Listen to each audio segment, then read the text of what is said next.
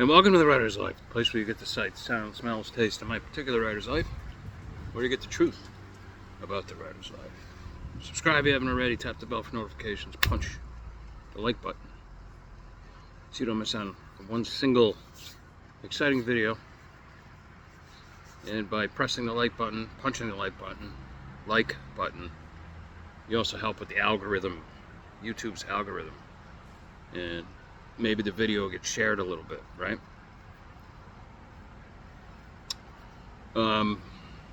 So I don't know how many, or for how many days I'm going to be able to, I have left using my outside office here. I'll be back in the studio where it's warmer. And today's not even too bad. It's like in the 60s, I guess. It's beautiful, absolutely beautiful out. But it's good. Temperature's going to take a nosedive next few days. Might even get a frost. Maybe it means the snow's coming pretty soon. Who knows? Who knows? Christmas is 2 months away. The election's less than a month away. I think everybody knows who they're going to vote for at this point.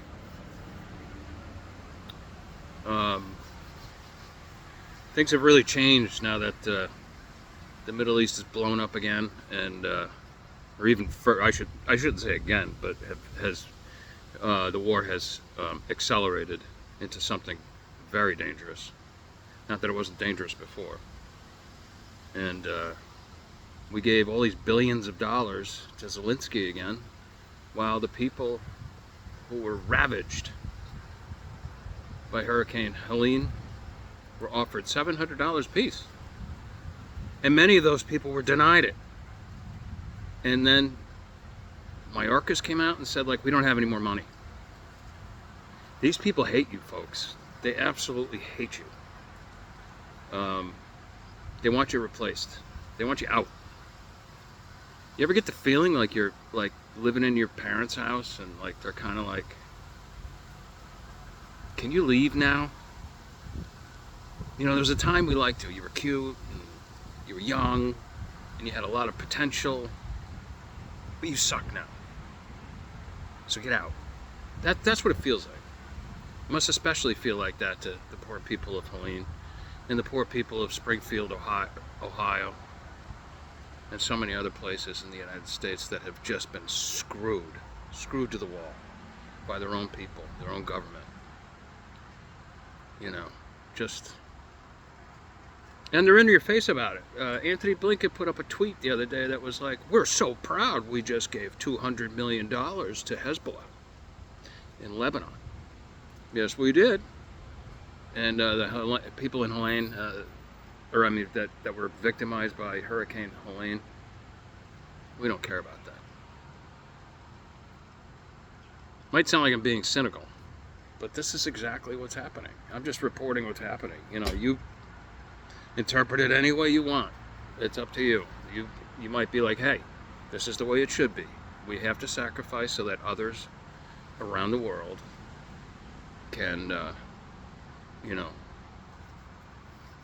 can prevail somehow against evil. If that's the way you want to interpret it, good for you. That's your prerogative. So, anyway. But that's not what I'm here to talk about.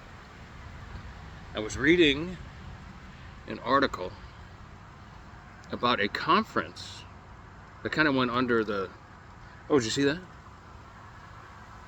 A conference that took place in China recently between AI developers and like publishers and Hollywood people and all this sort of stuff. Studios. Kind of went like, they kind of swept it under the rug because Hollywood is making a vested interest in AI. And the upshot of the article was that eventually, even though there was really, the publishers haven't really come out and made a statement about it, or much of a statement about it. The point of the article was that it's inevitable that much sooner than anyone thought, AI is really going to be taking over the writing duties in Hollywood, if it's not happening already. And I know that there was a strike about this and about automation and all sorts of stuff like this, and there's going to always be screenwriters and people with ideas and stuff like that, but I think it only makes sense if Hollywood can work with AI to develop scripts. I mean, because let's face it, like TV shows that are on Main Street TV, I don't touch it. You know, occasionally I'll just glance at something, and they're moronic for the most part. You know, they're dumbed down a little bit. You know, just kind of mindless stuff. But then it always has been for the most part, I guess. Although I don't know, because like on the other hand, like I grew up with shows like The Rockford Files and Maddox and stuff like that. Well, Maddox reruns, and those shows were great. You know, they were written really well, and I don't know if that exists anymore. You tell me, because I don't watch enough of it to really make a decent assessment of it. I do know there's some really well written streaming shows. You know, The Nick was just outstanding. Breaking Bad, of course, Vince Gilligan's Breaking Bad, just outstanding, and one of those shows that I think is probably studied in college now. There's probably whole courses on it, I can bet. I know writers that are like watching it for like their 5th time. I think I've seen it maybe, I think I've watched it twice, or I definitely watched it once, but I started watching it again, then I stopped and went on to something else. You know, but there's a lot to be learned there, because then I wrote American Crime Story, which was, you know, loosely based on, or very much influenced, I should say, on Ozark and Breaking Bad. Ozark was great too. That was really well written until the final season, when suddenly it was like woke Ozark. You know, they invite like the investigative FBI person to live in their house so she can have her baby. Like, what are you, fucked? Like, that's just stupid writing right there. You know, but anyway, or writing with an agenda behind it. So I stopped watching it. But in any case, you can't tell me that if Hollywood can work exclusively with AI, that they're not going to. And certainly it'll be much cheaper. But I guess what I'm trying to get at here, this begs the question. First of all, don't worry, there's always going to be writers coming up with books and stories and all that sort of stuff. That's never going to change. And I do believe that Hollywood will say, like, oh, here's this book by Vince Sandry or Lee Matthew Goldberg or who else? Troy Lambert. And, like, we love it. We love the idea. But now, you know, we're going to buy the right. We're going to option it for however much, you know, we negotiate for. But then we're going to hand it off to AI to write the scripts. You know, that will happen for sure. It'll happen soon, if it's not happening already. And of course, but I firmly believe that once the publishers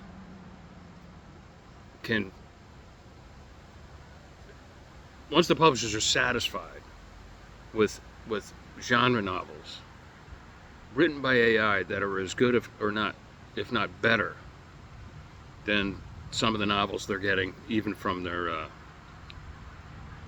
consistent traditional authors, they're going to be like, good, we're good to go. We don't have to pay for this, and that's it. You know, different world now. We're going to be putting out, you know, and that's probably happening. It's, you know, I can't imagine how many thousands of AI written books are being sold on Amazon alone right now. Probably on Drafted Digital as well, those stores there. There's nothing to prevent anybody from doing it.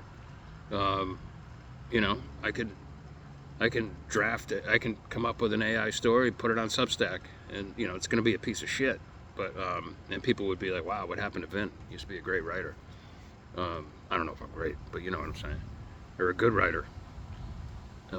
You could tell the difference, but eventually, and that eventually is coming quickly, you're not going to be able to tell the difference. I'm convinced of it. But like I said, you know, writers aren't going anywhere. You know, we're going to be here for a while.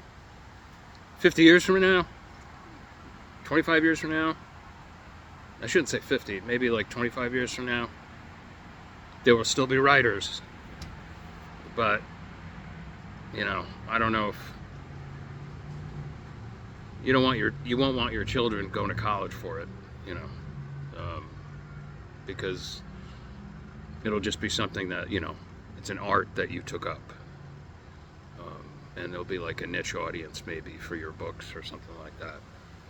And I don't know, who knows.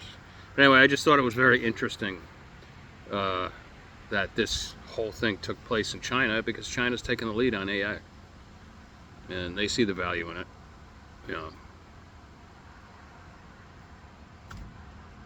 I don't know. You make the decision for yourself, or you know, do your own research. But is this a good thing? Good development? Obviously, if you're a writer like me, you don't think so. And if you're a screenwriter, if that's how you make your living, I feel terrible for you. Because already, screenwriting's gone from a lucrative profession to just like a side job. And a lot of screenwriters out in LA who are living in LA have a house, kids. They find themselves driving Uber and stuff like that just to make ends meet. And I don't know if that's going to change anytime soon. Even with new contracts, I don't know if anything's really changed. So anyway, that's all I got for you. Again, a beautiful day. I finished Terminal Moonlight, and as I was finishing, I got the idea for like a follow-up. It's not going to be Terminal Moonlight Part 2. It's going to be a completely different name, and it's, you know, a version of a Moonlight story you can read on its own if you want. But so I'm going to write that.